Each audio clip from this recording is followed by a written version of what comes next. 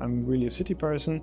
I like reading about the city and about skyscrapers and walking around, wandering around, exploring things. Every intersection is like a little world and you never really know what you find. That is really cool. Just so much to explore, it never gets boring. It never feels small. That is nice. I was born in France. I lived in Germany quite some time. Well, that's where I say I am from, but I actually don't really know where I'm from. It's been quite a circus life. I lived in Switzerland for a long time, then moved to Brazil, and now I'm in the US. I like the desk minimal and clean, so I usually don't do any writing on paper, etc. Everything is online. The only thing I have on my desk is the mouse, the keyboard, the phone charger, and the CSA cards. Those are my inspiration from time to time. I do have the very interesting webcam. When I'm on a call, I move the screen in the middle of the webcam so that I look into their face and not up or down. Also, it helps me focus and not multitask.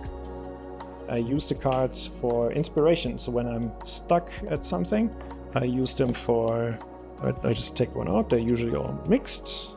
For me, it's usually about the text that is here. And here it says, consider the difference between noise and music. And that is usually insightful. So if I'm stuck on a problem, then this usually helps me out. I'd always wanted to get one of those lateral thinking decks. And when this came out, this immediately clicked and I had to get them. I think there are 2 or 3 people at work who also got them, and some of them are even getting them for friends, and I'm the card influencer now at work. So I'm hybrid. From time to time I go into the office, and when I go, I take the Voyager because it fits into my backpack better, and I like the laptop feeling, of course. It just spoke to me, and I like the way it looks also. The Voyager is basically the same layout as the Moonlander. And since you guys have the 3D printing recipe for those key covers, I asked my brother to 3D print them for me. What I like about them is that they sit flush with the keyboard, and I now have them on both keyboards. Yeah, I got custom cables at one point.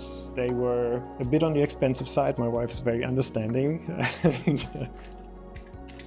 So this here is sort of a cyberpunk theme. So we're all yellow and with that fancy blue light. What I also like about this is the way this is set up. It's already the optimum width between those 2 halves, and it just looks very fancy. So when I take it into the office, people sometimes notice and ask about the keyboard even more than they would usually, because it looks even crazier.